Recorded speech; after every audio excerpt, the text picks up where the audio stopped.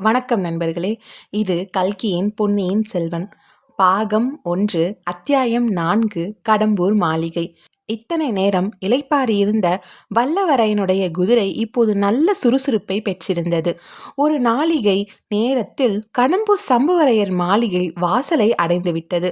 அந்த காலத்து சோழ நாட்டு பெருங்குடி தலைவர்களின் செங்கன்னர் சம்புவரையர் ஒருவர். அவருடைய மாளிகையின் வாசல் ஒரு பெரிய நகரத்தின் கோட்டை வாசலை போல் இருந்தது. வாசலுக்கு இருபுறத்திலும் எழுந்த நெடுஞ்சுவர்கள் கோட்டை சுவர்களைப் போலவே வளைந்து நின்றன.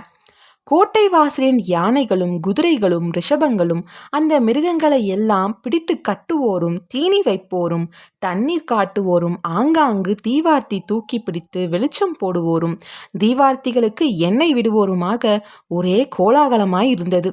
இதையெல்லாம் பார்த்த வல்லவரையனின் உள்ளத்தில் சிறிது தயக்கமும் துணுக்கமும் ஏற்பட்டன. ஏதோ இங்கே பெரிய விசேஷம் ஒன்று நடைபெறுகிறது. இந்த சமயத்தில் நாம் வந்து சேர்ந்தோமே என்று எண்ணினான். நடக்கும் விசேஷம் என்னவென்பதை பார்த்து தெரிந்து கொள்ளும் ஆவலும் ஒரு பக்கம் பொங்கிக் கொண்டிருந்தது. கோட்டை வாசற் கதவுகள் திறந்துதான் இருந்தன. ஆனால் திறந்திருந்த வாசலில் வேல் பிடித்த வீரர்கள் சிலர் நின்று கொண்டிருந்தார்கள். அவர்களை பார்த்தால் யம தர்மர்களைப் போல் இருந்தது. தயங்கி நின்றால் தன்னை அவர்கள் நிறுத்தி விடுவார்கள் என்று தைரியமாக குதிரையை விட்டுக்கொண்டு உள்ளே போவதுதான் உசிதம் என்றும் அந்த வீரவாலிபன் எண்ணினான். அந்த எண்ணத்தை உடனே காரியத்தில் நிறைவேற்றினான். ஆனால் என்ன ஏமாற்றம்! குதிரை கோட்டை வாசலை அணுகியதும் வேல் பிடித்த வீரர்கள் இருவர் தங்கள் வேல்களை குறுக்கே நிறுத்தி வழிமறித்தார்கள். இன்னும் 4 பேர் வந்து குதிரையின் தலைக்கயிற்றை பிடித்து கொண்டார்கள். அவர்களின் ஒருவன் வந்தியத்தேவனை உற்று பார்த்தான். இன்னொருவன் தீவர்த்தி கொண்டு வந்து உயர தூக்கி முகத்துக்கு நேரே பிடித்தான். வல்லவரையன் முகத்தில் கோபம் கொதிக்க, இதுதான் உங்கள் ஊர் வழக்கமா? வந்த விருந்தாளிகளை வாசலிலேயே தடுத்து நிறுத்துவது என்றான். நீ யார் தம்பி? இவ்வளவு துடுக்காக பேசுகிறாய்? எந்த ஊர் என்றான் வாசற்காவலன். என் ஊரும் பேருமா கேட்கிறாய்? வானகப்பாடி நாட்டு திருவல்லம் என் ஊர். என்னுடைய குலத்து முன்னோர்களின் பெயர்களை ஒரு காலத்தில் உங்கள் நாட்டு வீரர்கள் தங்கள் மார்பிலை எழுதி கொண்டு பெருமை அடைந்தார்கள். என் பெயர் வல்லவரையன் வந்தியத்தேவன், தெரிந்ததா என்றான். இவ்வளவையும் சொல்வதற்கு ஒரு கட்டியக்காரனையும் கூட அழைத்து வருவதுதானே என்றான் காவலர்களின் ஒருவன். இதை கேட்ட மற்றவர்கள் சிரித்தார்கள். நீ யாராயிருந்தாலும் இனி உள்ளே போக முடியாது. இன்றைக்கு வரவேண்டிய விருந்தாளிகள் எல்லாம் வந்தாகிவிட்டது. இனிமேல் யாரையும் விட வேண்டாம் என்று எஜமானின் கட்டளை என்றான் காவலர் தலைவன். ஏதோ வாக்குவாதம் நடக்கிறதை பார்த்து கோட்டைக்குள்ளே சற்று தூரத்தில் நின்ற சில வீரர்கள் அருகில் வந்தார்கள்.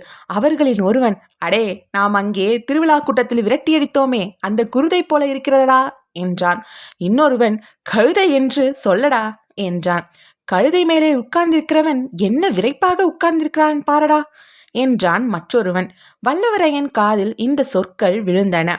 அவன் மனதிற்குள், எண்ணத்திற்கு வீண் வம்பு, திரும்பி போய் விடலாமா, அல்லது இளவரசர் ஆதித்த கரிகாலின் முத்திரை பதித்த இலச்சினையை இவர்களிடம் காட்டிவிட்டு உள்ளே போகலாமா என்ற யோசனை தோன்றியிருந்தது.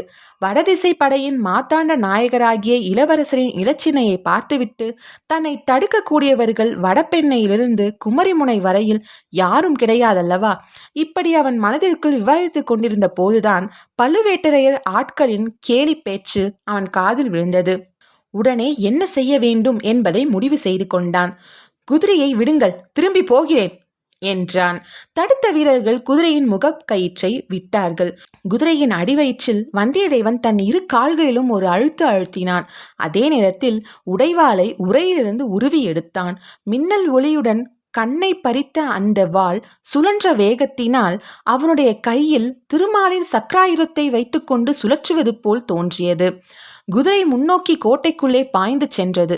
வழியிலிருந்த வீரர்கள் திடீர் திடீர் என்று கீழே விழுந்தார்கள். வேல்கள் சடசடவென்று அடித்து கொண்டு விழுந்தன. வம்பு பேசிய பழுவூர் வீரர்களின் பேரில் குதிரை பாய்ந்தது. இந்த மின்னல் தாக்குதலை சிறிதும் எதிர்பாராத வீரர்கள் நாற்புறமும் சிதறி சென்றார்கள். இதற்குள் வேறு பல காரியங்கள் நிகழ்ந்துவிட்டன. கோட்டை கதவுகள் தடால் தடால் என்று சாத்தப்பட்டன. பிடி பிடி என்ற கூக்குரல்கள் எழுந்தன. வேல்களும் வாள்களும் உராய்ந்து கிளாங் கிளாங் கிளாங் என்று ஒலித்தன. திடீரென்று அபாயம் அறிவிக்கும் என்ற முரசொலி கேட்டது. வந்தியத்தேவன் குதிரையை சுற்றிலும் வீரர்கள் வந்து சூழ்ந்து கொண்டார்கள். 20, 30, 50 பேருக்கு மேலேயே இருக்கும். குதிரையின் மேலிருந்து வந்தியத்தேவன் பாய்ந்து தரையில் குதித்தான். கையிலிருந்த வாளை சுழற்றி கொண்டே, கந்தமாறா, கந்தமாறா, உன் ஆட்கள் என்னை கொல்கிறார்கள் என்று கத்தினான். இதை கேட்டதும் அவனை சூழ்ந்திருந்த வீரர்கள் திடுக்கிட்டு சிறிது தயங்கி விலகி நின்றார்கள். அச்சமயம் மாளிகையின் மேல்மாட முகப்பிலிருந்து, அங்கே என்ன கூச்சல், நிறுத்துங்கள் என்று ஒரு இடிமுழக்க குரல் கேட்டது. அந்த குரல் கேட்ட இடத்தில் 7-8 பேர் நின்று கீழே நடப்பதை பார்த்து கொண்டிருந்தனர். எஜமான், யாரோ ஒரு ஆள் காவலை மீறி புகுந்து விட்டான், சின்ன எஜமான் பெயரை சொல்லி கூவுகிறான் என்று கீழே இருந்து ஒருவன் சொன்னான். கந்தமாறா, நீ போய் கலவரம் என்னவென்று பார். இவ்விதம் மேல் மாடத்தில் இருந்த அதே இடிக்குரல் சொல்லிற்று. அந்த குரலுக்கு உடையவர்தான் செங்கண்ணர் சம்புவரையர் போலும் என்று வந்தியத்தேவன் எண்ணினான். அவனும் அவனை சுற்றி நின்ற வீரர்களும் சிறிது நேரம் அப்படியே நின்று கொண்டிருந்தார்கள். இங்கே என்ன ஆர்ப்பாட்டம் என்ற ஒரு இளம் குரல் கேட்டது. அந்த குரல் கேட்ட இடத்தில் நின்றவர்கள் விலகி கொண்டு வழி ஏற்படுத்தினார்கள். வாலிபன் ஒருவன் அந்த வழியாக விரைந்து வந்தான். கையில் பிடித்த கத்தியை லேசாக சுழற்றி கொண்டு சூரசம்ஹாரம் செய்த சுப்பிரமணியரைப் போல நின்ற வந்தியத்தேவனை ஒரு கணம் வியப்புடன் நோக்கினான். வல்லவா, என் அருமை நண்பா, உண்மையாகவே நீதானா என்று உணர்ச்சி ததும்பி கூவிக்கொண்டு ஓடிச் சென்று வல்லவரையனை அந்த இளைஞன் கட்டி தழுவி கொண்டான். கந்தமாறா, நீ படித்து பல தடவை சொன்னாயே என்று உன் வீட்டுக்கு வந்தேன். வந்த இடத்தில் எனக்கு இத்தகைய வீர வரவேற்பு கிடைத்தது என்று வந்தியத்தேவன் தன்னை சுற்றி நின்றவர்களை சுட்டி காட்டினான். அவர்களை பார்த்து, சீ முட்டாள்களே, போங்களடா, உங்கள் அறிவு உலக்கை கொழுந்துதான் என்றான் கந்தமாறன். கந்தமாறன் வந்தியத்தேவனின் கையை பிடித்து பரபரவென்று இழுத்து கொண்டு போனான். அவனுடைய கால்கள் தரையில் நில்லாமல் குதித்து கொண்டே இருந்தன. அவனுடைய உள்ளமும் துள்ளி குதித்தது. யவ்வன பிராயத்தில் உண்மையாக உள்ளம் ஒன்றுபட்ட ஒரு நண்பன் கிடைத்தால் அதை காட்டிலும் ஒருவனை பரவசப்படுத்தக்கூடியது வேறு என்ன உண்டு? ஆம், காதல் என்பது ஒன்று இருக்கத்தான் செய்கிறது. ஆனால் காதலில் இன்பமும் குதூகலமும் எத்தனை உண்டோ அதைவிட அதிகமான துன்பமும் வேதனையும் உண்டு. யவ்வனத்து சிநேக குதூகலத்திலோ துன்பத்தின் நிழல் கூட விழுவதில்லை. ஒரே ஆனந்தமயமான இதய பரவசந்தான். போகிற போக்கில் வல்லவரையன், கந்தமாறா, இன்றைக்கு என்ன இங்கே ஏக புடலாய் இருக்கிறது? இவ்வளவு கட்டுக்காவல் எல்லாம் எதற்காக என்றான். இன்றைக்கு இங்கே என்ன விஷயம் என்பதை பற்றி அப்புறம் விவரமாக சொல்கிறேன். நீயும் நானும் பெண்ணையாற்றங்கரை பாசறையில் தங்கியிருந்த போது பழுவேற்றையை பார்க்க வேண்டும், மலவரையரை பார்க்க வேண்டும், அவரை பார்க்க வேண்டும், இவரை பார்க்க வேண்டும் என்று சொல்வாயே, அந்த அவர் இவர் சுவர் எல்லாரையும் இன்றைக்கு இங்கேயே நீ பார்த்து விடலாம் என்றான் கந்தமாறன். பிறகு விருந்தாளிகள் அமர்ந்திருந்த மாளிகை மேல் மாடத்துக்கு வல்லவரையனை கந்தமாறன் அழைத்துச் சென்றான்.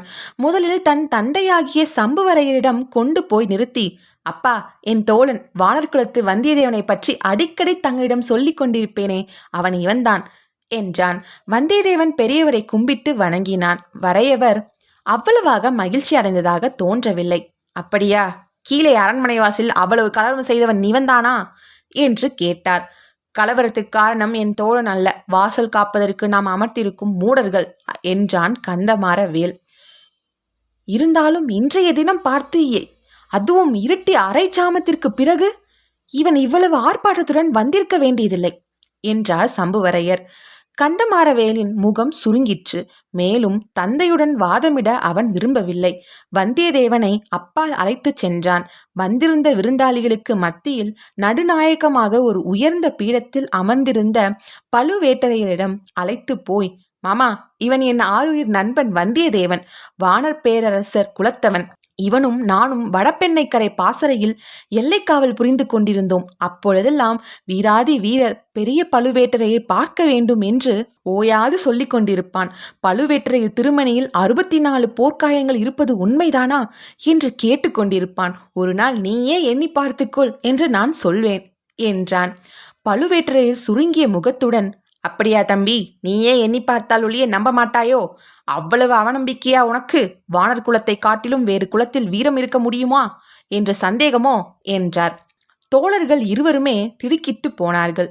தோத்திரமாக சொன்னதை இப்படி இவர் குதர்க்கமாக எடுத்துக்கொள்வார் என்று எதிர்பார்க்கவில்லை. வந்தியத்தேவனுடைய மனதில் எரிச்சல் குமுறியது. ஆயினும் வெளியில் காட்டிக்கொள்ளாமல், ஐயா, பழுவேட்டரையர் குலத்தின் வீரப்புகழ் குமரிமுனையிலிருந்து இமயம் வரையில் பரவி இருக்கிறது. அதை பற்றி சந்தேகிப்பதற்கு நான் யார் என்று பணிவுடன் சொன்னான். நல்ல மறுமொழி, கெட்டிக்கார பிள்ளை என்றார் பழுவேட்டரையர்.